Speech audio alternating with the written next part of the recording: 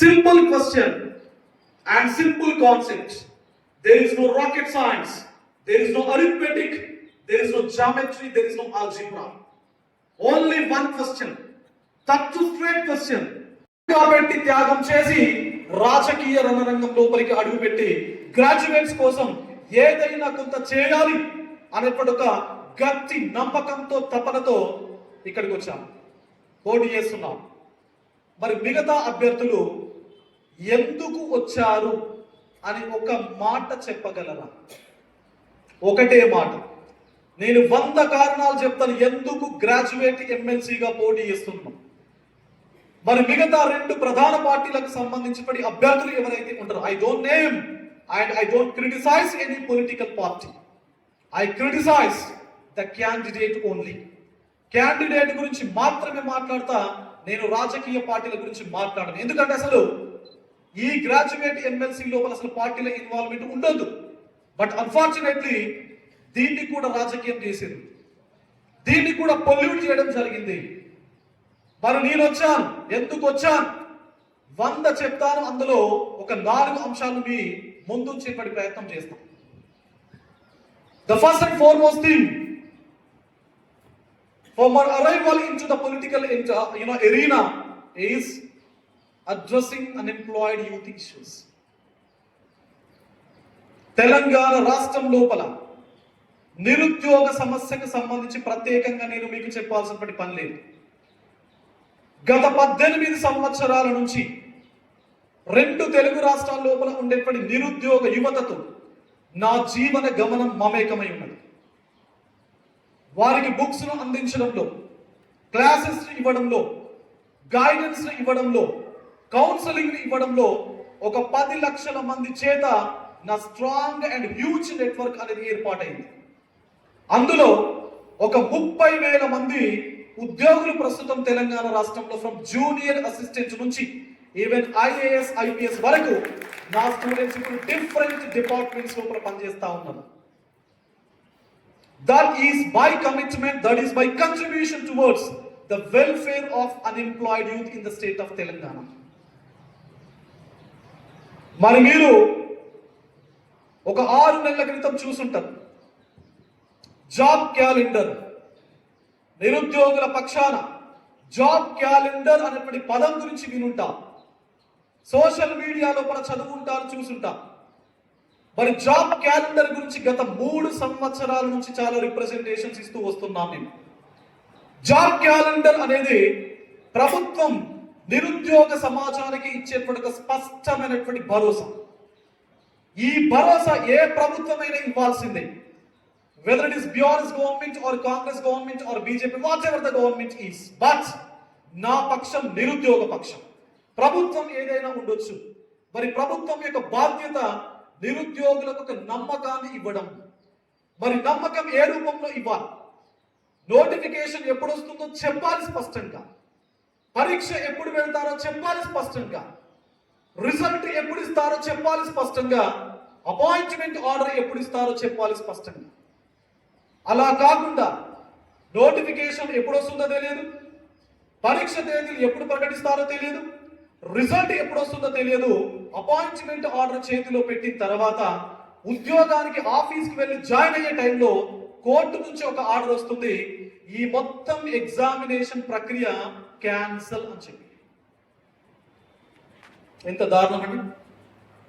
3-4 సంవత్సరాలు నిరంతరాయంగా ఎక్కడా శక్తి వంచన లేకుండా ప్రిపేర్ అవుతున్నటువంటి ఒక నిరుద్యోగి యొక్క గుండెను గట్టిగా కుదిపించేటువంటి సంఘటనలు ఇప్పటి వరకు కొన్ని వేల సంఖ్య లోపల జరిగాయి. ఇలాంటి పరిస్థితి మన సమాజం లోపల ఏ నిరుద్యోగికి రావద్దు అని చెప్పేసి ఒక బృహత్తరమైనటువంటి లక్ష్యంతో, ఒక సంకల్పంతో ప్రస్తుతం ఈ ప్రభుత్వం ఏర్పాటైన తర్వాత 2 సార్లు నేను రేవంత్ రెడ్డి గారిని కలిసి జాబ్ క్యాలెండర్ ను తప్పనిసరిగా మీరు రాబోయే అసెంబ్లీ సెషన్స్ లోపల పెట్టాలి, అనౌన్స్ చేయాలి అని చెప్పేసి తెలంగాణ సమాజం లోపల ఏకైక వ్యక్తిగా, మొదటి వ్యక్తిగా ఈ జాబ్ క్యాలెండర్ పైన రిప్రజెంటేషన్ ఇవ్వడం జరిగింది. ఒక 2 నెలల తర్వాత జరిగినటువంటి అసెంబ్లీ సెషన్స్ లోపల జాబ్ క్యాలెండర్ ను ఇంట్రడ్యూస్ చేశారు, జాబ్ క్యాలెండర్ ను అనౌన్స్ చేయడం జరిగింది. ఫార్చునేట్లీ మరి అనౌన్స్ చేస్తే సరిపోతుందా? ఏ నెలలో ఏ పరీక్ష పెడతాం, ఏం పోస్టులు ఉంటాయి అని జస్ట్ ఒక స్కీమాటిక్ రిప్రజెంటేషన్ ఆర్ షెడ్యూల్ ఇస్తే సరిపోతుందా అంటే నో. ఎప్పుడో లాస్ట్ ఇయర్ 2024 అక్టోబర్లో గ్రూప్ 1 నోటిఫికేషన్ మళ్ళీ ఇవ్వాలి. ఈ నెల ఫిబ్రవరి నెల ఇప్పటి వరకు ఇవ్వాలి. డిఎస్సికి సంబంధించిన షెడ్యూల్ ఇవ్వలే.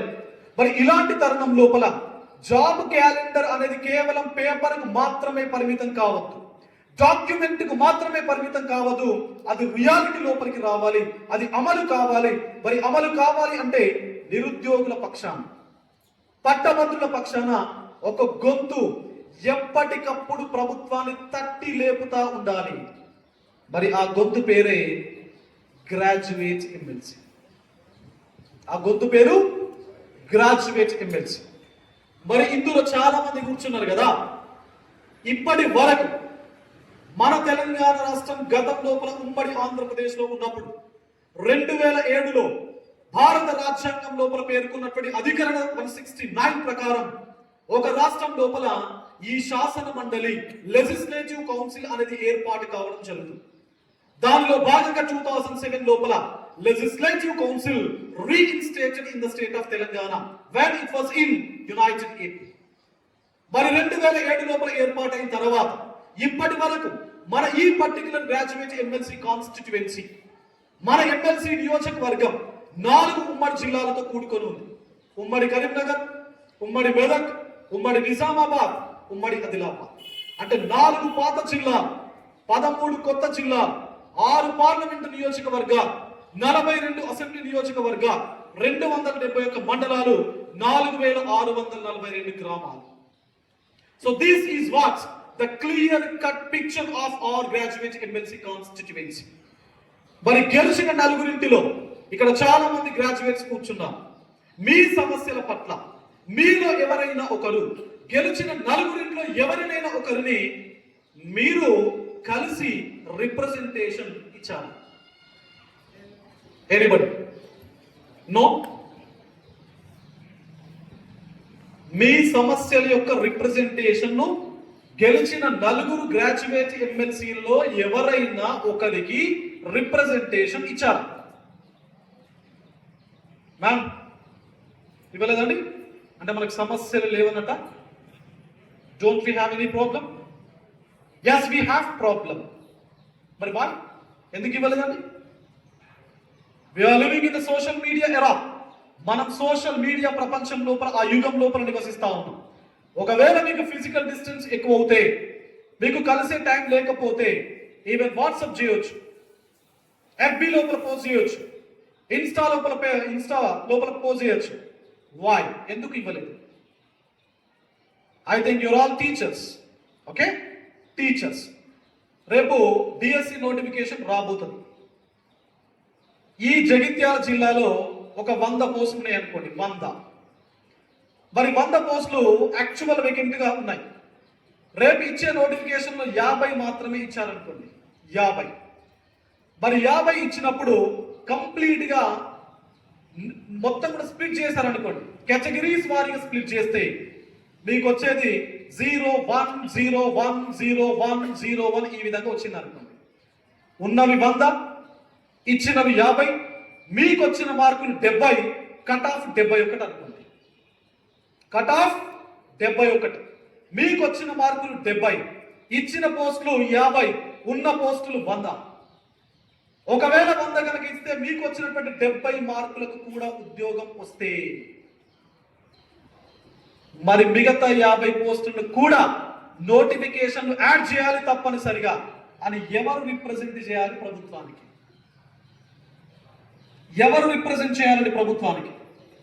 ఎవరు రిప్రజెంట్ చేయాలండి? Graduates MLC. Because we are all graduates. We are all graduates, fortunately or unfortunately.